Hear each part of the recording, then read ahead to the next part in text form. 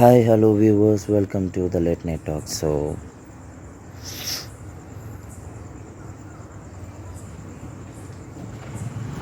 என்னோடய last episode வந்து கொஞ்சம் இல்லை, ரொம்பவே வந்து ஒரு மாதிரி சென்சிட்டிவாக நான் பேசியிருந்தேன். இன்றைக்கி எபிசோடு வந்து கொஞ்சம் டிஃப்ரெண்ட்டாக நம்ம எல்லார் லைஃப்லேயும் நம்ம ஃபேஸ் பண்ணுற சின்ன சின்ன ஃபியர்ஸ் பற்றி பேசலாம்னு நினைக்கிறேன். ஃபார் எக்ஸாம்பிள்,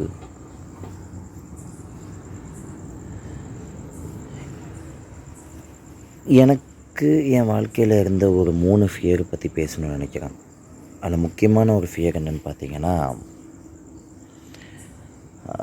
ஃபார் எக்ஸாம்பிள், நான் ஒரு விஷயம் பண்ணால் மற்றவங்க என்ன நினைப்பாங்க அப்படிங்கிறது. பிகாஸ் என் லைஃப்பில் வந்து நான் வந்து ஒரு பெரிய அட்டென்ஷன் சீக்கராக இருந்திருக்கேன். Attention seeker in the sense, நான் ஏதாவது பண்ணுறேன் அப்படின்னா மற்றவங்களோட அப்ரூவல், மற்றவங்களோட அட்டென்ஷனுக்காக நான் ரொம்பவே வந்து காத்திருப்பேன். மற்றவங்க என்ன சொல்லுவாங்க, மற்றவங்க என்ன பேசுவாங்க, மற்றவங்க எப்படி ரியாக்ட் பண்ணுவாங்க, இப்படிலாம் நான் நிறையா காத்துட்டு இருந்தது உண்டு.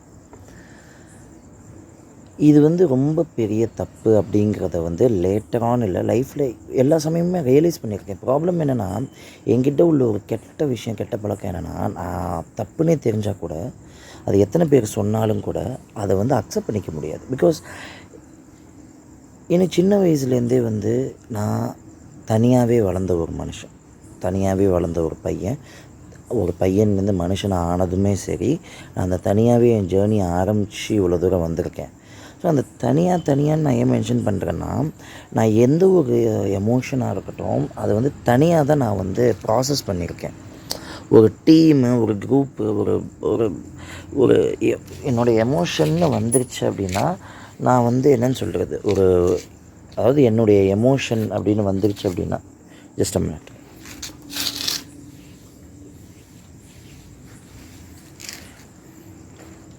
என்னுடைய எமோஷன் அப்படின்னு வந்துருச்சு அப்படின்னா, அதை நான் வந்து சேர்த்து வச்ச மாதிரி யாரு கூடயாச்சும் சேர்ந்து நான் ப்ராசஸ் பண்ண மாட்டேன். எனக்கு எப்போதுமே வந்து என்னோடய எமோஷன்ஸை நான் ப்ராசஸ் பண்ணுறது தான் ரொம்ப பிடிக்கும். அதுதான் சரின்னு கூட நினப்பேன். ஏன்னா என்னோடய எமோஷன்ஸை என்னை விட யாருமே வந்து சூப்பராக ப்ராசஸ் பண்ண முடியாது. அதுதான் நான் நினைக்கிறது. செகண்ட் வந்து அதனாலேயே நான் வந்து பல தடவை வந்து பல பேர் சொல்கிறத ஏற்றுக்க மாட்டேன். ஸோ இன் திஸ் சென்ஸ் என் லைஃப்பில் வந்து நான் ஒரு விஷயம் செய்கிறேன்னா, மற்றவங்க அதை என்ன நினைப்பாங்க, மற்றவங்க என்னென்ன சொல்லுவாங்க, மற்றவங்க என்ன வந்து அதை எப்படி எடுத்துப்பாங்க அப்படிங்கிற ஒரு பெரிய விஷயத்தை வந்து நான் வந்து யோசித்து நான் நடந்து வந்திருக்கேன். பட் இது வந்து என் லைஃப்பை வந்து ரொம்பவே வந்து அஃபெக்ட் பண்ணியிருக்கு. இந்த சென்ஸ் ஆஃப் டேக்கிங் டெசிஷன்ஸ், இந்த sense of breaking the decision, இந்த sense of turning over the table, எல்லாமே வந்து என் லைஃப்பில் ரொம்ப ஒரு பெரிய எஃபெக்ட் பண்ணியிருக்கு. பட் நான் புரிஞ்சுக்கிட்டது என்னென்னா, கோயிங் ஃபார்வர்ட் இல்லை, எப்போதுமே லைஃப்பில் நம்ம யார்கிட்டையுமே எந்த டெசிஷனுமே எடுக்க தேவையில்லை. ஏன்னா நம்ம லைஃப் நம்ம கையில் இருக்குது. ஸோ நம்ம யார்கிட்டையாச்சும் போயிட்டு டெசிஷன் எடுத்துக்கிட்டு அது வந்து ஒரு தேவையில்லாத ஒரு விஷயம், அனாவசியமான விஷயம். அதை நம்ம பண்ணுறதுனால நமக்கு எந்த விதமான வந்து ஒரு ப்ளஸ் பாயிண்ட்டுமே இருக்க போகிறது கிடையாது. ஸோ கோயிங் ஃபார்வர்ட் உங்கள் லைஃப்லேயுமே நீங்கள் இந்த மாதிரிலாம் வந்து ஃபியர் ஃபேஸ் பண்ணிங்கன்னா, இன் தட் டேர்ம்ஸ் நீங்கள் யார்கிட்டையுமே ஒப்பீனியன்ஸ் கேட்க தேவையில்லை. Go and take your decision. நீங்கள் இருக்க டெசிஷன் கரெக்டாக தான் இருக்கும். Stay by it. ஆனால் if you are staying by it, be with it. பிடிக்கலன்னா அதுலேருந்து வெளியே வாங்க. நீங்கள் அதுக்கும் யார் பெர்மிஷன் ஆச்சு கேட்க, நான் செஞ்சுட்டேன், ஆனால் அஃப்கோர்ஸ் நான் அது வந்து எனக்கு சரி வரல, அதனால் நான் வந்து அதை விட்டு வெளியே வரணும்னு நினைக்கிறேன். ஆனால் அதுக்கு யார்கிட்டே கேட்காதீங்க. இங்கே யாருமே நம்ம வாழ்க்கையை வாழ முடியாது, நாம் தான் நம்ம வாழ்க்கையை வாழ முடியும். என்னோடய 2வது பெரிய பயமாக என் வாழ்க்கையில் நான் யோசிச்சது வந்து, நான் ஒரு ஸ்டடி மைண்ட் இல்லைன்னு எல்லாருமே சொல்லும் போது அதை வந்து ஒரு பெரிய ஒரு தப்பாக யோசிச்சிருக்கேன். நான் ஒரு ஸ்டடி மைண்ட் இல்லைன்னு எல்லோரும் சொல்லும் போது எனக்கு ஒரு தப்பாக தான் யோசிச்சிருக்கேன். என்னடா அது ஸ்டடி மைண்ட் இல்லைங்கிறாங்களே, என்ன ரீசன், எதுக்காக வந்து ஸ்டடி மைண்ட் இல்லைங்கிறாங்க? என்ன வேணாலும் இருக்கலாம், என்ன சும்மா ஆளாளுக்கு வந்து இது ஸ்டடி மைண்ட் இல்லைங்கிறாங்கன்னா எனக்கு புரியலையே. அப்படின்னா எனக்கு என் லைஃப்பில் பட்ட ஒரு விஷயம் என்னென்னா, நான் இன்றைக்கி ஒரு விஷயம் யோசிச்சிருக்கேன், அது என்னால் நாளைக்கு பண்ணுவேனா இல்லையான்னு தெரியல. பட் நான் யோசிச்சிட்டேன், நான் எல்லாத்தையும் சொல்லிட்டேன். நான் இவங்கள்ட்ட போய் ஒரு விஷயம் சொல்லியிருக்கேன், அவங்கள்ட்ட போய் ஒரு விஷயம் சொல்லியிருக்கேன். 2த்தில் எது பண்ண போகிறேன்னு தெரியல. ஏன்னா 2மே என் மைண்டில் ஓடுது.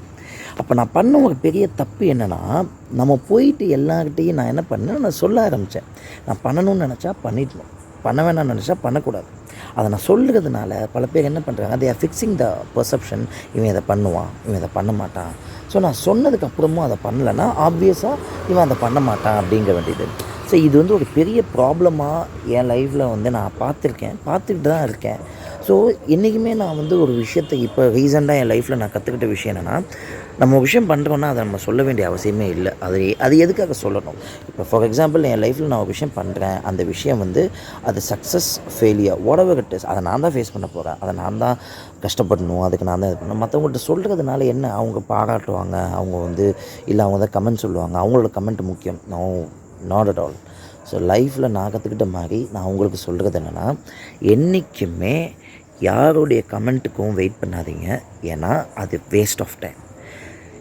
யார்கிட்டையுமே சொல்லணும்னு நினைக்காதீங்க. தயவு செஞ்சு ஒரு விஷயத்தை செஞ்சுட்டு நீங்கள் தாராளமாக ஜெயிச்சுட்டு கூட அதை சொல்லலாம். பட் ஜெயிக்கிறதுக்கு முன்னாடியே போயிட்டு யார்கிட்டயே சொன்னீங்கன்னு வச்சுக்கோங்களேன், அது உங்களுடைய ஃபார் எக்ஸாம்பிள் உங்களுடைய சக்ஸஸை பாதிக்கும். ஈவன் ஃபெயிலியர்லேருந்து நீங்கள் கற்றுக்கிற லெசனை கூட உங்களை கற்றுக்க விடாமல் பண்ணிவிடும். என்னோடய 3வது பெரிய ஃபியராக நான் நினைக்கிற ஒரு விஷயம் என்னென்னா,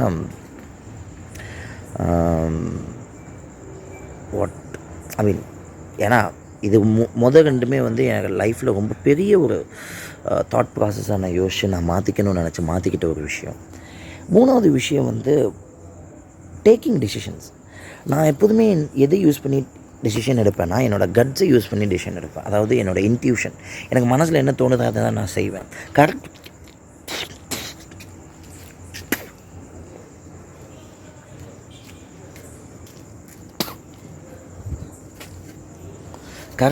ஆக்சுவலி நம்ம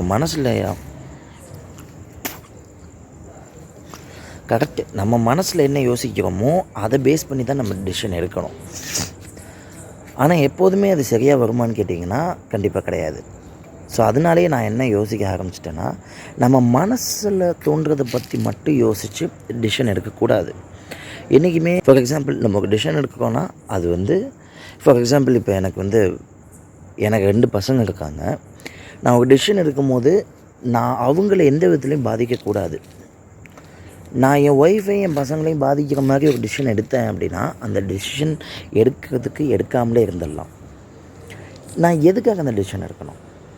நம்ம கஷ்டப்படுறோம், வாழ்க்கையில் உழைக்கிறோம், சம்பாதிக்கிறோம், இட்ஸ் செகண்டரி தான். இதெல்லாம் தாண்டி நம்ம வாழ்க்கையில் நம்ம பேசிக்காக நான் சொல்கிறது என்னென்னா, வாழ்க்கையில் வந்து ஒரு ஃபார் எக்ஸாம்பிள் சொல்கிறது, ஒரு கடைக்கு போய் சாப்பிட்ணுன்னு நினைக்கிறோம். ஓகே, சாப்பிட்லாம். பட் என் ஒய்ஃபுக்கோ என் கிட்ஸுக்கும் அது செட் ஆகலை அந்த பிளேஸ்னால், ஆப்வியஸாக அது தேவையில்லைன்னு தான் தோணணும். இல்லை, நான் போகணும்னு நினைக்கிறேன், நீங்களாம் என் கூட வந்து தான் ஆகணும்னா அது வேஸ்ட் ஆஃப் டைம். அந்த மாதிரி லைஃப்பில் நம்மளை சுற்றி இருக்கிறவங்கள பேஸ் பண்ணி நம்ம வந்து டிசிஷன் வந்து, அதாவது எல்லா டிசிஷன் இப்போ சக்ஸஸ் ஃபெயிலியர் அந்த மாதிரி நம்ம போவேன்னா, பட் பேசிக்காக நம்ம எடுக்கக்கூடிய வந்து டிசிஷன்ஸ்க்குமே வந்து ரொம்ப யோசிக்க தேவையில்லாமல் நம்ம வந்து கிளாரிட்டியோட வந்து முடிவெடுக்கணும். சும்மா எடுத்தவங்க முடிவெடுக்கக்கூடாது, ஒரு கிளாரிட்டி இருக்கணும். அதுக்காக தான் நான் வந்து என்ன சொல்கிறேன் அப்படின்னா, உங்கள் லைஃப்பில் நீங்கள் எந்த டிசிஷன் எடுத்தாலுமே, ஃபார் எக்ஸாம்பிள் ஒரு வீடு வாங்குறீங்க, ஒரு நியூ கார் வாங்குறீங்க, ஆர்எல்ஸ் ஒரு நியூ பைக் எடுக்கிறீங்க அப்படின்னா, அதுக்கு நிறைய க்ரைட்டீரியா இருக்குது. அந்த பைக் வந்து நல்ல ஒரு மைலேஜ் கொடுக்குமா, அந்த ஹவுஸ் நீங்கள் கட்டுற ஹவுஸ் வந்து உண்மையிலே ஹவுஸாக மட்டும் இல்லாமல் உங்களோட ஹோமாக இருக்குமா, ஹோம்னா அந்த ஹாஸ்பிட்டாலிட்டி உங்களுக்கு கொடுக்குமா, இல்லை அதுலேயுமே சிக்கல் நிறையா இருக்கா. ஸோ இந்த மாதிரி நிறைய விஷயங்களை யோசித்து பண்ணணும். ஃபார் எக்ஸாம்பிள் இப்போ ஒரு பிஸ்னஸே பண்ணுறீங்க அப்படின்னா, அது உங்களையும் பாதிக்கக்கூடாது, உங்கள் ஃபேமிலியும் பாதிக்கக்கூடாது. அந்த மாதிரி யோசித்து தான் நீங்கள் வந்து ஒரு டெசிஷன் எடுக்கணும், அந்த பிஸ்னஸை வந்து கொண்டு போகணும். நீங்கள் எடுத்தோன்னே நான் வந்து 10 லட்ச ரூபா 15 லட்ச ரூபா, நான் சின்ன ஸ்மால் பிஸ்னஸ் சொல்கிறேன், பெரிய பிஸ்னஸ்லாம் இதோட லார்ஜர் பட்ஜெட் போகும். பட் ஸ்மால் பிஸ்னஸ் சொல்கிறேன், நான் எடுத்தோன்னே 10 லட்ச ரூபா 15 லட்ச ரூபா 20 லட்ச ரூபான்னு லைக் 15, 20, 30 லேக்ஸ்க்குள்ளே நான் ஒரு பிஸ்னஸ் ஆரம்பிக்கிறேன்னா, ஆப்வியஸ்லி அது ஒரு ஸ்மால் பிஸ்னஸ் தான். 50 லேக்ஸ்க்குள்ளே நீங்கள் எந்த பிஸ்னஸ் ஆரம்பித்தாலுமே it will be considered as a small business. அந்த அளவுக்கு ஒரு ஸ்மால் பிஸ்னஸ் நீங்கள் ஆரம்பிக்கிறீங்க அப்படின்னா, அது எந்த விதத்துலேயுமே வந்து உங்களுடைய அமௌண்ட் கேபிட்டல் அமௌண்ட் வந்து ஒரு கேபிட்டல் அமௌண்ட் வந்து உங்களோட அமௌண்ட்டை போட்டு நீங்கள் ஆரம்பித்தா தப்பு கிடையாது. ஆனால் நீங்கள் நீங்கள் ஐ மீன் ஒரு லோன் மாதிரி எடுக்கிறீங்கன்னா ஆப்வியஸ்லி இந்த பிஸ்னஸில் உங்களுக்கு நிறைய எக்ஸ்பீரியன்ஸஸ் இருக்கணும், ஏற்கனவே நிறைய கிளைண்ட்ஸ் இருக்கணும். எதுக்காக இந்த டீட்டெயிலாக போகிறேன்னா, இது எதுவுமே இல்லாமல் இந்த பிஸ்னஸை பற்றி எதுவுமே தெரியாமல் நீங்கள் ஒரு பிஸ்னஸ் ஆரம்பிச்சிங்க, நிறைய லோன் வாங்குறீங்க அப்படின்னா கோயிங் ஃபார்வர்டு என்ன நடக்கும் அப்படின்னா, அதனால் உங்களுக்கு வர கஷ்டம் உங்களை மட்டும் பாதிக்காது, உங்கள் ஃபேமிலியும் பாதிக்கும். ஸோ ஒரு பிஸ்னஸ் ஆரம்பிக்கிறதுனாலும் சரி, சின்ன விஷயம் போய் சாப்பிட்டு நம்ம வரணுன்னாலும் சரி, சின்ன ஒரு விஷயம் சாப்பிட்டு வரதை தாண்டி நம்ம என்ன பண்ணணுன்னாலும் லைஃப்பில் நம்ம என்ன பண்ணணுன்னாலும் அது உங்களுக்கும் உங்கள் ஃபேமிலிக்கும் செட் ஆகுமா அப்படின்னு பார்த்து நீங்கள் பண்ணணும். அப்படி செட் ஆகாதுன்னா அதை பண்ணக்கூடாது. ஸோ என் லைஃப்பில் நான் வந்து ரீசெண்டாக மட்டும் இல்லாமல் என் லைஃப்பில் இத்தனை நாள் வரைக்கும் நான் கற்றுக்கிட்ட ஒரு விஷயம், அந்த 3 விஷயங்கள் தான் நான் உங்ககிட்ட ஷேர் பண்ணியிருக்கேன். ஸோ பேசிக்கலி சொல்லப்போனால் என்றைக்குமே வந்து ஃபார் எக்ஸாம்பிள் யாரோட அப்ரூவலுக்காக வெயிட் பண்ணாதீங்க. சரி, அவங்கள்ட்ட கேட்கணும், இவங்கள்ட்ட கேட்கணும், உங்களுக்கு என்ன தோணுதோ நீங்கள் செய்யுங்க. 2வது, மற்றவங்கள்ட்ட செஞ்சு அதை சாதிக்கிறது அதுக்கு முன்னாடி யார்ட்டையும் போய் சொல்லாதீங்க. அதுக்கும் முன்னாடி ஏன்னா சொன்னீங்கன்னா ஆப்வியஸ்லி உங்களுக்கு தான் பிரச்சனை வரும், உங்களுக்கு தான் ஒரு நல்ல ஒரு வைப் கிடைக்காது.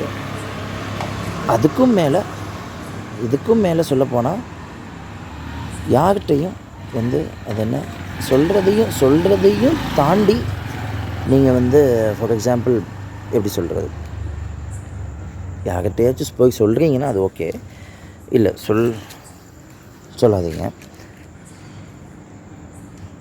கடைசியாக ஒரு டெசிஷன் எடுக்கிறீங்கன்னா அது எந்த விதத்துலேயும் யாரையும் உங்களை தவிர்த்து யாரையும் பாதிக்காத அளவுக்கு அந்த டெசிஷன் எடுக்கணும். டெசிஷன் எடுத்தால் அது ஓகே, இல்லைனா அது அட்டர் வேஸ்ட். ஸோ இந்த 3 விஷயம் எனக்கு வந்து இன்றைக்கி ஆக்சுவலி உங்கள்கிட்ட ஷேர் பண்ணணும்னு தோணுச்சு. அதனால தான் உங்களை பார்த்து ஷேர் பண்ண வந்திருக்கேன். And I am happy for the love and affection you people are giving me. Going forward நிறைய vlogs வந்து நான் பண்ணணும்னு நினைக்கிறேன். அண்ட் கோயிங் ஃபார்வர்ட் நீங்கள் இதே மாதிரி எனக்கு சப்போர்ட் தருவீங்கன்னு நினைக்கிறேன். Thank you so much. பாய்.